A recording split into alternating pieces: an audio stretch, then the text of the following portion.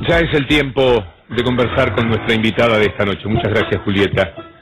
Está la señora Lidia Papaleo. Bienvenida, Lidia. Muchas gracias. ¿Cuánto hace que no está en un estudio de televisión? Es la primera vez en mi vida. De verdad. Su primera vez en televisión. Así es. ¿Por qué ahora, Lidia, después de tantos años? Es la pregunta aparentemente más ríspida que se permiten hacer desde lo que llamaríamos la otra vereda. Porque, como bien dijo mi hermano, si nosotros no hubiéramos esperado 27 años para aparecer diciendo nuestra verdad, no estaríamos vivos. Estamos con la posibilidad de hablar porque estuvimos callados esperando el momento.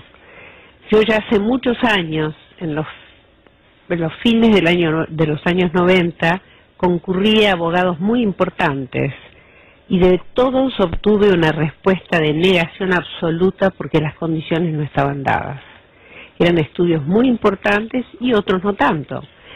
Pero, digamos, toda vez que esto se trató de decir la verdad desde un comienzo, con aquella carta a Videla, tampoco tuvimos la menor oportunidad, porque había un poder, y hay un poder, para que esto no suceda. O sea, no se quiere decir la verdad. Quizás sea parte de esas dificultades, algo que ocurrió, que para mí es un hecho curiosísimo. Ricardo Molinas es uno de los hombres que yo más admiraba, y bueno, y admiro todavía. Pero él empezó una investigación en la cual decía todo como pensamos que fue, que había habido realmente una apropiación, que había habido una intimidación para que finalmente se hiciese el traspaso. Lo va diciendo, pero cuando llega al momento, que es lo que se usa en lo que llamaríamos la vereda de enfrente, él señala que el gobierno militar debió haber participado de otra manera, impidiendo que esto sucediese, pero liberaba a los diarios. Y a mí me parece que ahí tiene que haber ocurrido algo fuerte, para que algo que era tan potente como argumentación de Ricardo Molinas cambiase hacia el final, aunque quedó muy claro todo lo que él pensaba durante el proceso. Yo le quiero presentar a nuestros telespectadores, si usted me permite, Lidia, qué es papel prensa, porque finalmente estamos hablando de papel prensa. ¿Qué es papel prensa? Lo va a presentar. En Argentina se utilizan 260.000 toneladas de papel para diarios. 170.000 los aporta Papel Prensa. El resto se reparten entre Papelera Tucumán e importadores de varios países. La planta de Papel Prensa se encuentra en la localidad de San Pedro, dentro de un predio de 150 hectáreas. Allí trabajan más de 500 empleados. Puede generar una hoja de papel continua a más de 1000 metros por minuto. De las 170.000 toneladas de papel que fabrica por año, 100.000 las consume Clarín, 40.000 La Nación, y las restantes 30.000 se venden a más de 130 diarios de todo el país. Papel Prensa pertenecía a la familia Greiber, pero en noviembre de 1976 pasó a manos del Estado argentino comandado por la Junta Militar. Luego Clarín, La Nación y La Razón compraron acciones. Actualmente, los dueños de Papel Prensa son: el Grupo Clarín posee el 49%, La Nación el 22,49% y el Estado argentino el 27,46%. Y en su corazón, Lidia, ¿qué es papel prensa? ¿Qué es papel prensa para mí hoy?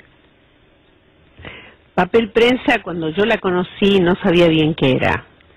Con los años sí aprendí muy bien, y lo que sé, y por lo que estoy luchando, es para que mi país tenga una empresa que le da la posibilidad de que todo aquel medio de expresión que necesita papel lo pueda usar.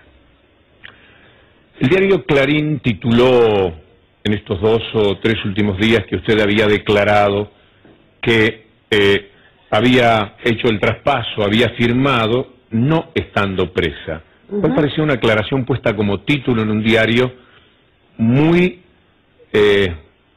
vejatoria de la inteligencia? Usted no estaba detenida en el momento que hizo el traspaso. No, eso no significa que estaba en situación de libertad.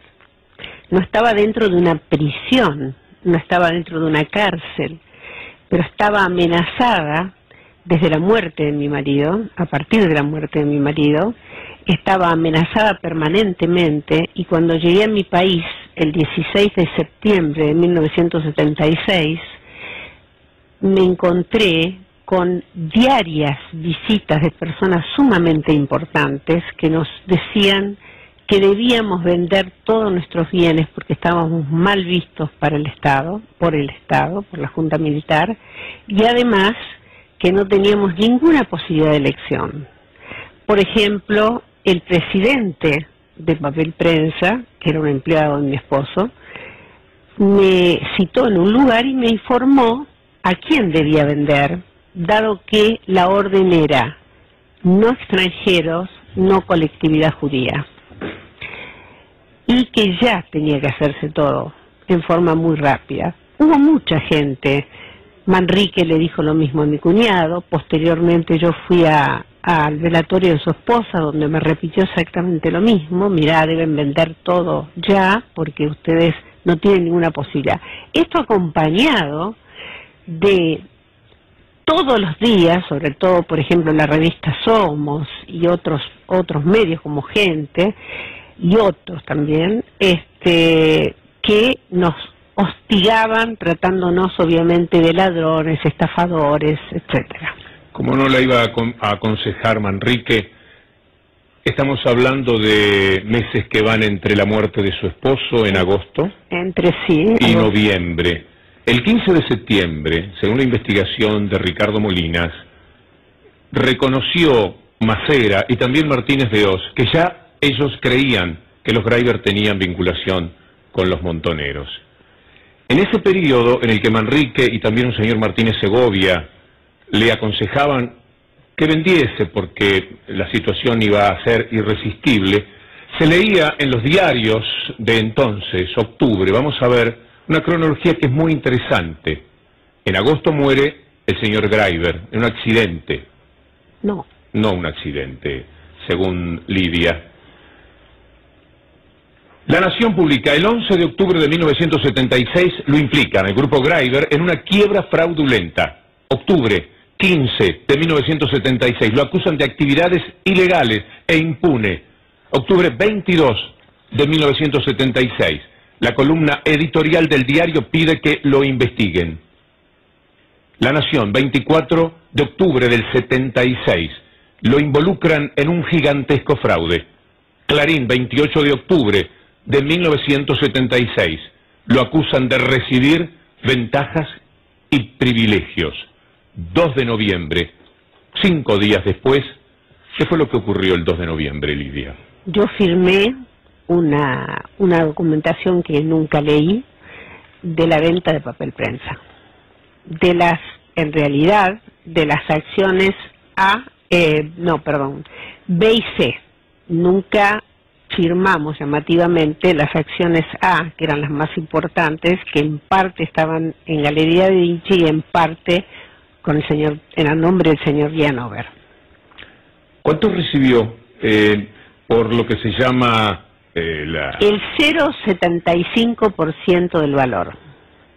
Es decir, se dio una seña en ese momento de $7.200 y el precio que ellos habían puesto al bien era de $960.000. O sea, la llave eran $7.000. Que se depositó en una escribanía y que nosotros nunca lo vimos. Necesitaban tiempo, presumo, porque esos 3 meses fueron de constante actividad, asambleas, etcétera. ¿Usted recuerda alguna asamblea? Recuerdo que hubo asambleas en las cuales no estuve. Dicen